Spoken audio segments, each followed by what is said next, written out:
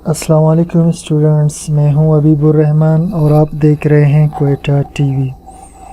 Students, आज जो हम टॉपिक डिस्कस करने जा रहे हैं ये कुछ टॉपिक्स का कुछ लेक्चर्स का सीरीज़ होगा और ये बेसिकली हमारे जितने भी लेक्चर्स होंगे वो न्यूट्रिशन से रिलेटेड होंगे। ठीक, न्यूट्रिशन से यानी खुराक इंटेक, जो खुराक हम लेते हैं इस खुराक से रिलेटेड कुछ टॉपिक्स या कुछ लेक्चर्स हम आने वाले लेक्चर्स में भी डिस्कस करेंगे और आज भी डिस्कस करेंगे।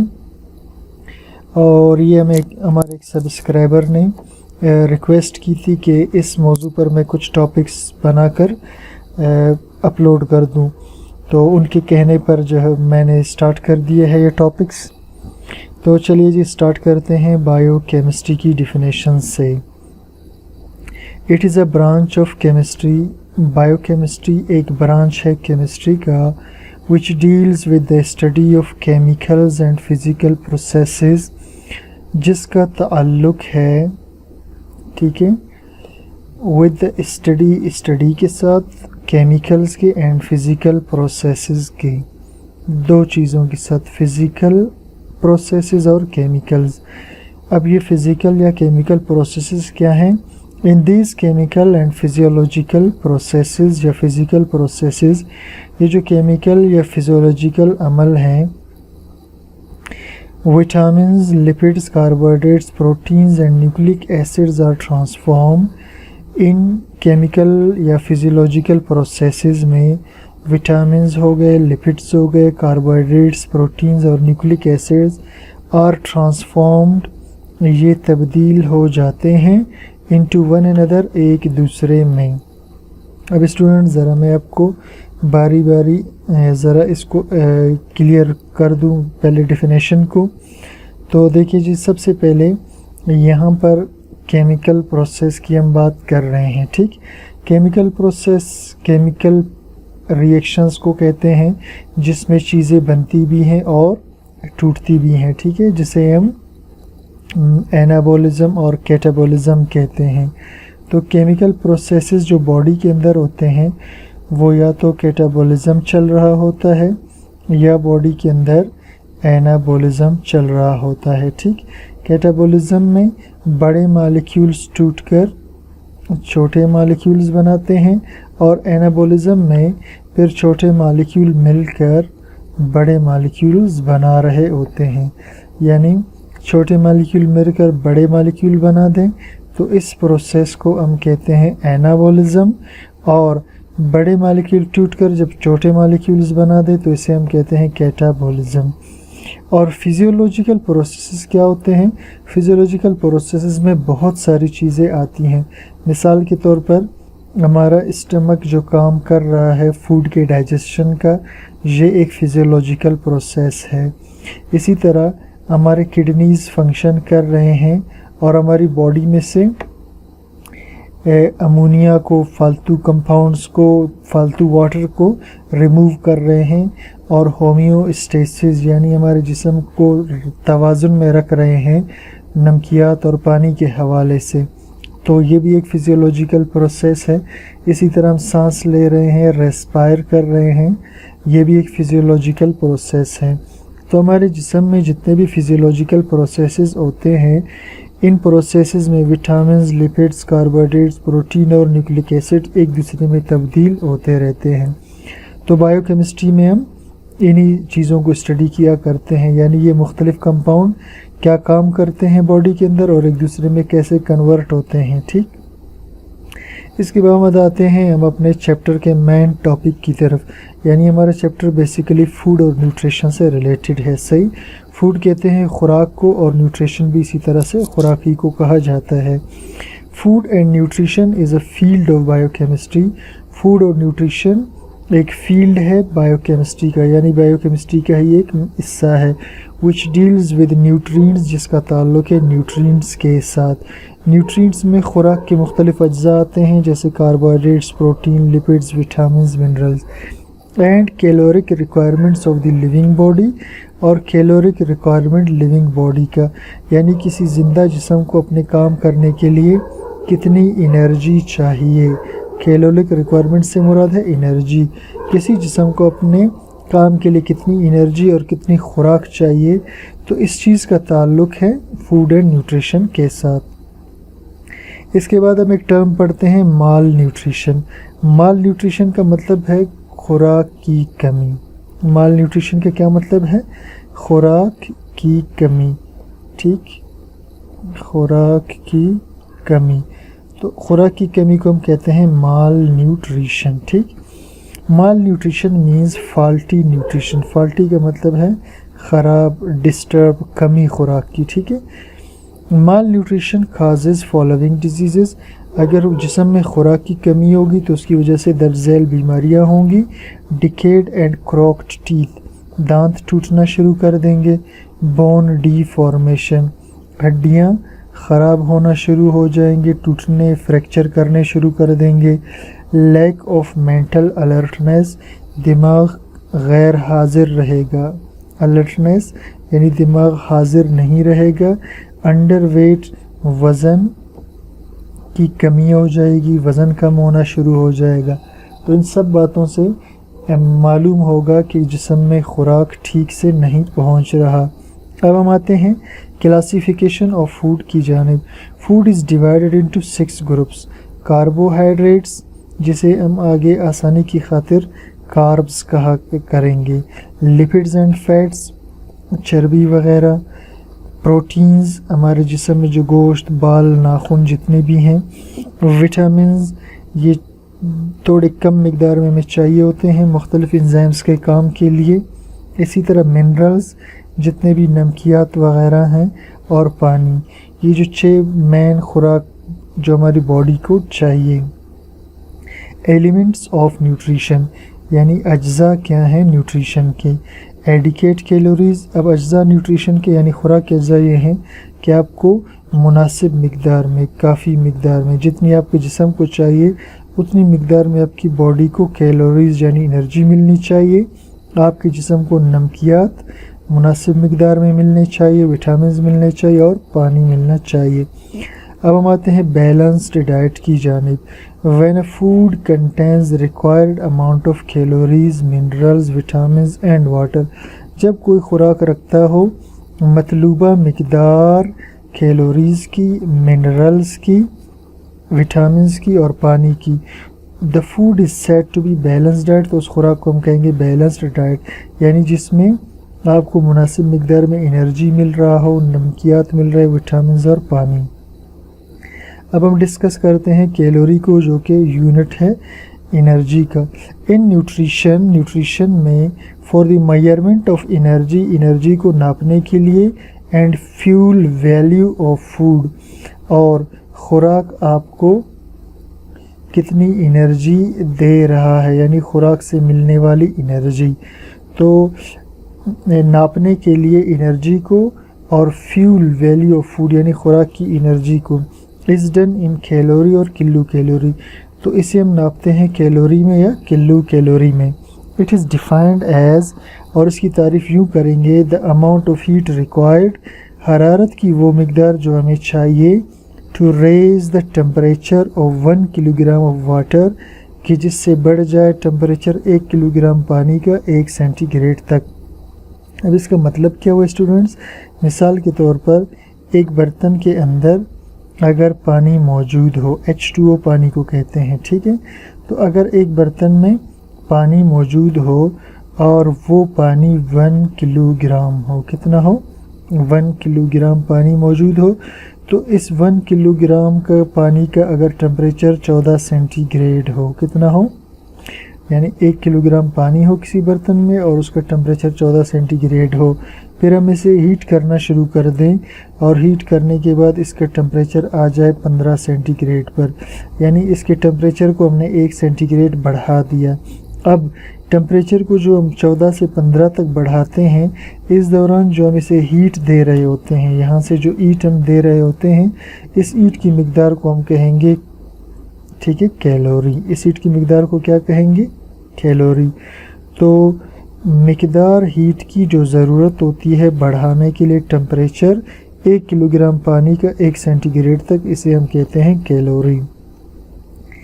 Energy requirement for a normal person working under moderate conditions. Energy की ज़रूरत एक नॉर्मल आदमी के लिए जिसका साइज़ भी नॉर्मल हो और वेट भी नॉर्मल हो।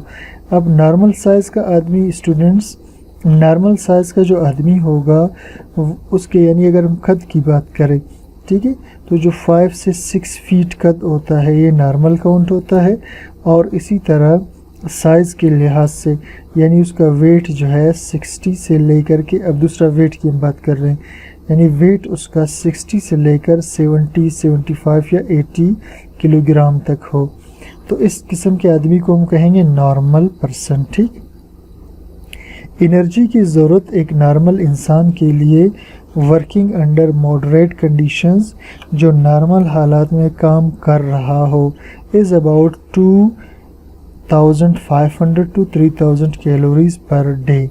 यानी इस शख्स को एक दिन में 2500 से 3000 कैलोरीज एनर्जी चाहिए जो नॉर्मल हालात में काम कर रहा हो।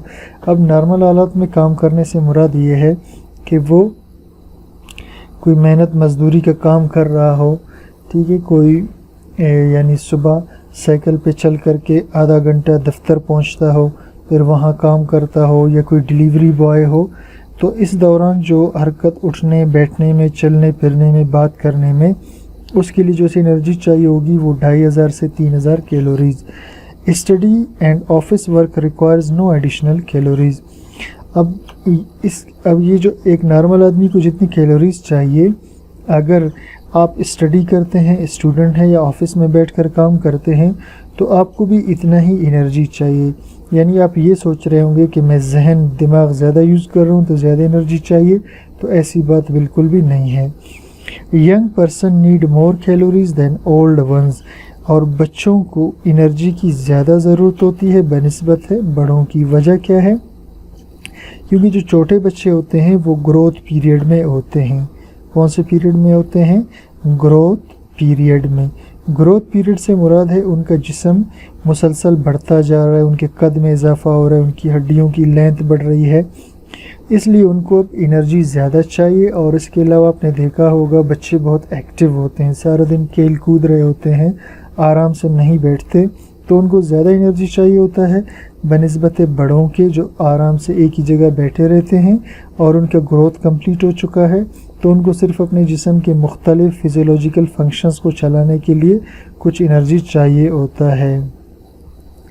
Energy expenditure in some cases is given for per hour. Energy का खर्च जो कुछ केसेस में होता है पर घंटे में, यानी एक घंटे में कितनी एनर्जी खर्च होती है उसे हम यहाँ थोड़ा सा देख लेते हैं। वर्क कैलोरीज पर आवर, यानी काम आप क्या कर रहे हैं और एक घंटे में कितना एनर्जी आपका कैलोरीज खर्च होंगे।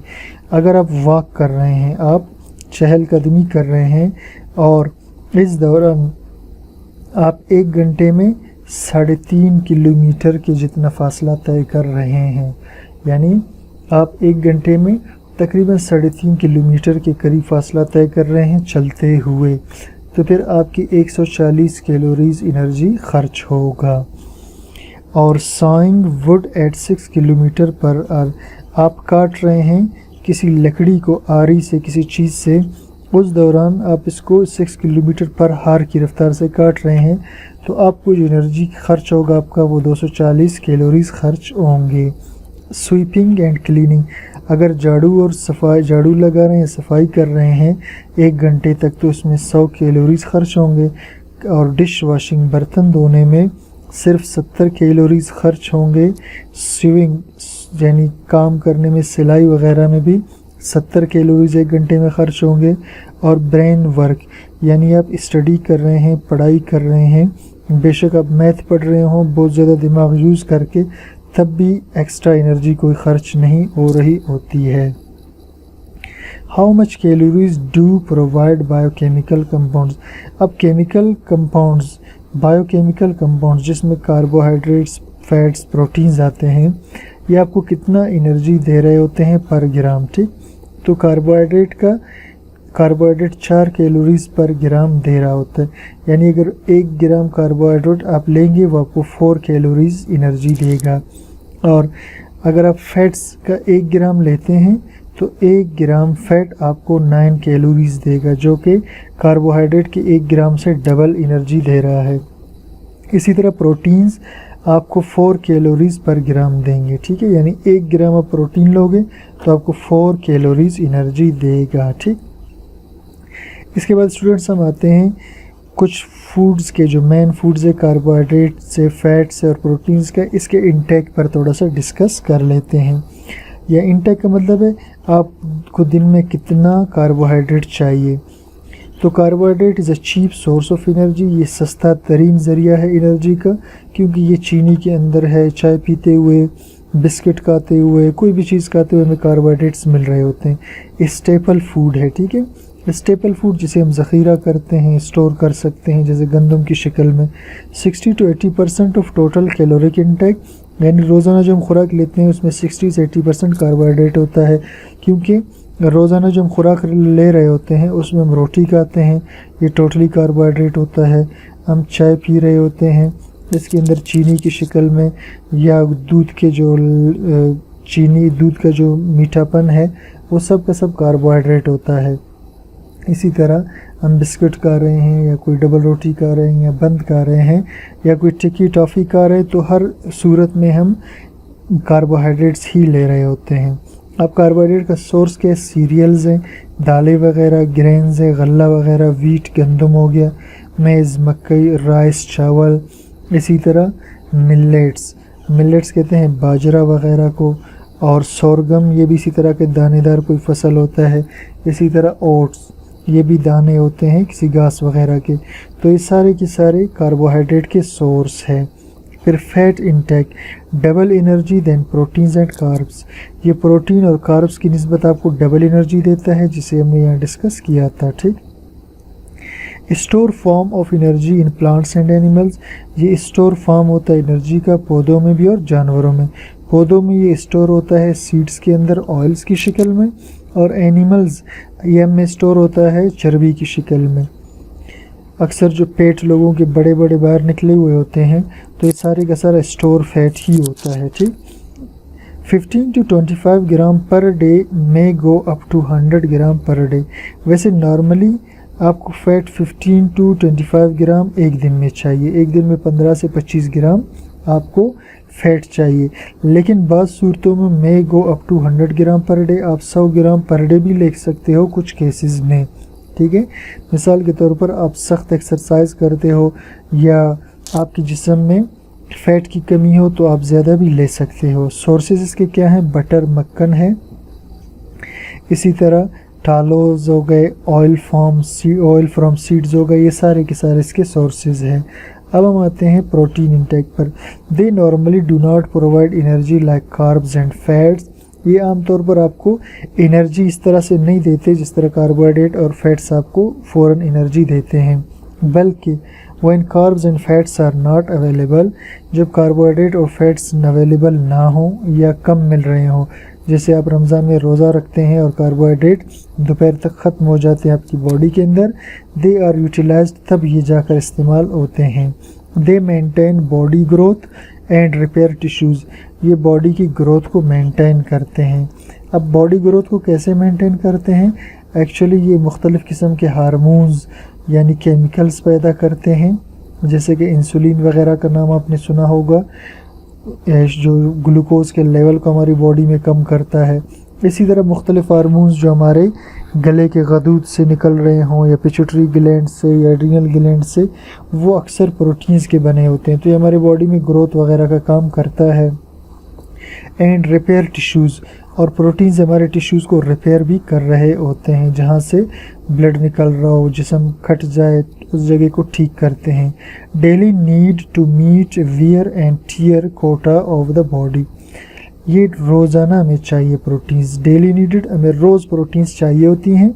टू मीट, ताकि हम पूरा कर सकें, वियर पटने को, एंड टीयर, ये भी पटने को कहते हैं, कोटा ऑफ द बॉडी, यानी रोज़ाना हमारे जिस्म में काफ़ी सेल्स मर रहे होते हैं, तो उन सेल्स की जगह नए सेल्स बनाने के लिए हमें प्रोटीन की ज़रूरत हो रही होती है। अब सोर्सेज क्या है? गोश्त है, दूध है, एग वाइट अंडे की सफ़ेदी है, पल्सेस जितनी दालें हैं, बीन्स हैं यानी लोबिया वगैरह जैसी चीज़ें, पीज़ मटर वगैरह, नट्स ये जो अखरोट वगैरह हो गए, ऑयल कंटेनिंग फ्रूट्स और तेल रखने वाले फ्रूट्स जैसे कि नारियल वगैरह हो गए, ये सब प्रोटीन के सोर्सेज हैं। इसके बाद student suggested percentage of food यानी रोज़ाना में कितनी कौन सी चीज़ कितने परसेंट में लेना चाहिए। तो एक तजवीज़ शुदा मिकदार है कि कार्बोहाइड्रेट 58 या 60% लेने चाहिए, फैट्स 35% और प्रोटीन्स हमें रोज़ाना तकरीबन 12% के आसपास लेने चाहिए। ठीक, यानी रोज़ाना हम जो खाना खाएं तो उस खाने में हम कोशिश करें कि प्रोटीन भी शामिल हो, चाहे वो अंडे की शक्ल में हो या किसी दाल की शक्ल में हो या किसी भी शक्ल में। इसी तरह थोड़ा सा फैट्स होना चाहिए, और फैट हमारे तकरीबन हर खानों में होता है, यानी जो हम खाना पकाते तो घी में ही पका रहे होते हैं, तो फैट तकरीबन हर खाने में मौजूद होता है, और कार्बोहाइड्रेट रोटी की शक्ल में तकरीबन हमारे हर खाने में मौजूद होता है। हमें सिर्फ प्रोटीन का थोड़ा सा ख्याल रखना चाहिए। तो आज स्टूडेंट्स हमने इसको डिस्कस किया यहाँ तक। इससे आगे इंशाल्लाह नेक्स्ट लेक्चर में यानी जो लेक्चर 2 होगा उसमें मज़ीद हम इसको डिस्कस करेंगे। Thank you for watching.